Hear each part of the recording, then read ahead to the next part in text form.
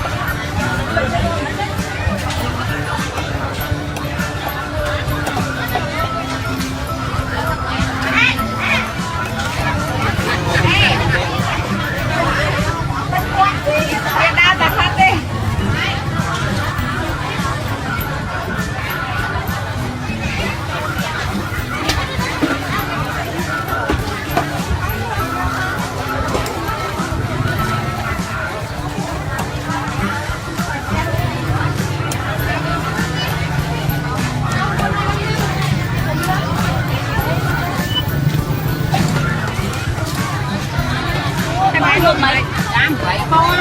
để cả con xay bị con fry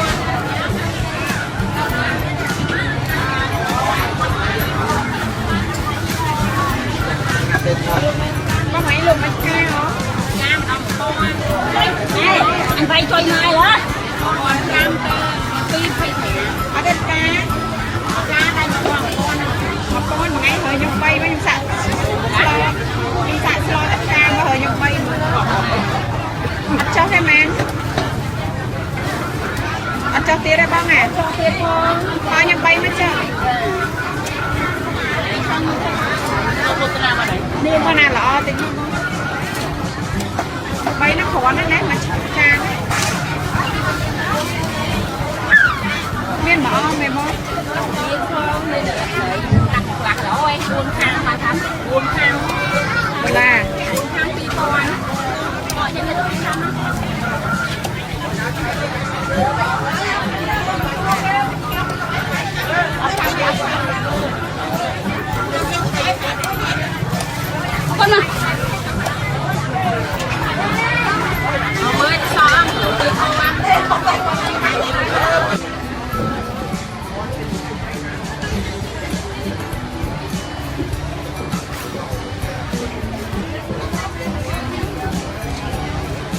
kinh chơi đây bị liếc máu tôi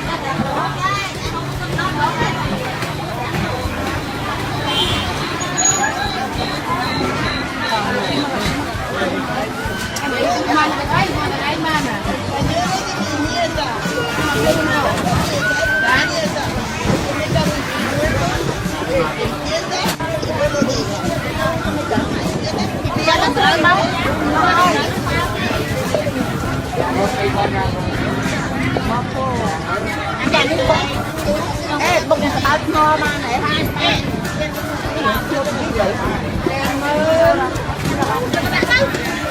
chắc độ mũi quá nhảy dừng đi nó tính tiếp ê mấy con thèm luôn lớp buôn luôn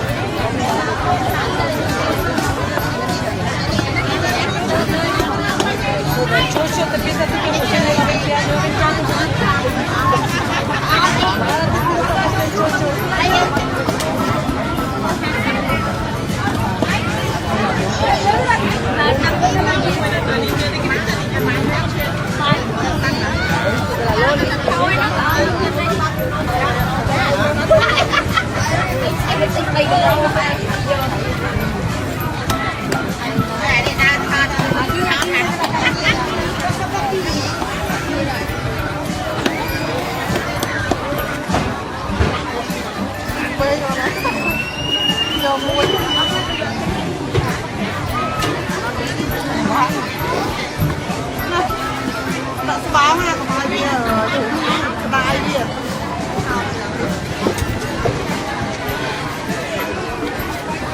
xe tập trưởng